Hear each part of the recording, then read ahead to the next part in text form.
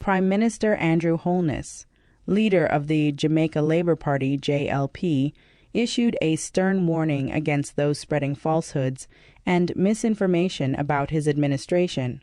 Speaking at the party's St. Andrew East Rural Constituency Conference, Holness emphasized the significant progress achieved under his leadership compared to previous administrations. He highlighted the need to accelerate this progress, ensure its sustainability, and foster its equitable distribution throughout society. However, Holness lamented the prevalence of falsehoods and lies being disseminated, particularly through social media channels, perpetuating negative sentiments and undermining public confidence. He condemned the deliberate spread of misinformation, including character assassination tactics employed by politically affiliated individuals. Holness reassured supporters that the JLP would vigorously defend its reputation and counter false narratives. He stressed that the party had evolved since the 1980s and would not tolerate attempts by the opposition to tarnish the hard-earned reputation of Jamaican citizens dedicated to national development. In response to recent local government elections, Holness disclosed plans for a comprehensive review of the party's structure, organization, and personnel. This introspective process aims to refine communication strategies, improve worker engagement, and revitalize campaign tactics in preparation for the next phase of nation building. Holness emphasized the importance of assessing the performance of all party representatives objectively, prioritizing effectiveness over mere appearances or reputation. He underscored the necessity for a strategic and scientific approach in evaluating and enhancing the party's operations to fulfill its mission of advancing Jamaica's prosperity.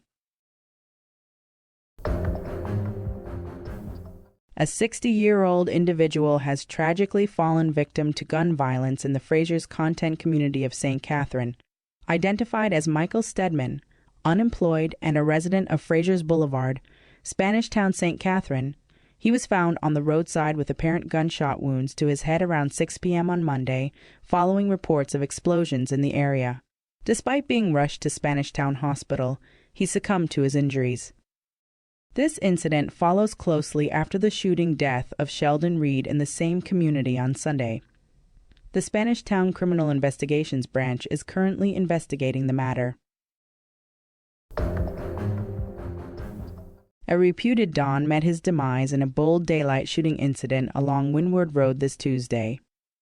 As per reports, the deceased, known only by his alias Dangles and believed to be from Mountain View, fell victim to an assault allegedly perpetrated by armed individuals on motorcycles.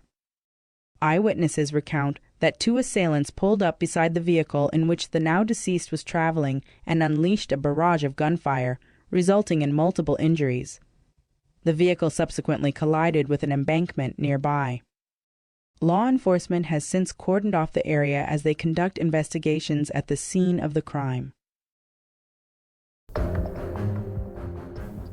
InDrive, a global ride-hailing company, has clarified that the individual suspected in the tragic murder case involving a teacher was not registered on its platform.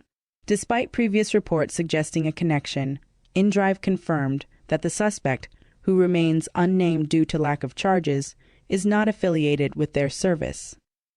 In a recent statement, InDrive emphasized that they have cooperated with authorities and thoroughly checked their records based on information provided. They found no matches with the suspect's name, phone number, or email associated with their platform.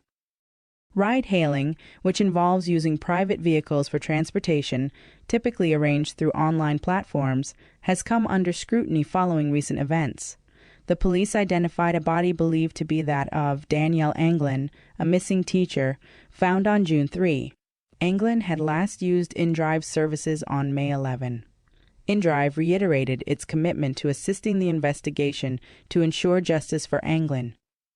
The company highlighted its safety measures, including AI-powered facial recognition and stringent driver approval processes, which have contributed to a high incident-free rate.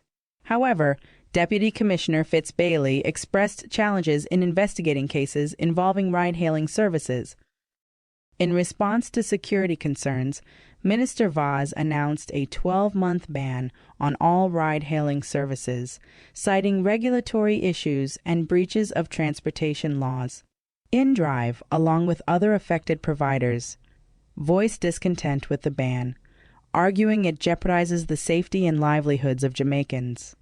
They emphasized ongoing dialogue with authorities to address safety concerns collaboratively. Minister Vaz acknowledged delayed engagement from service providers, but stated that discussions are now underway to tackle regulatory and safety challenges.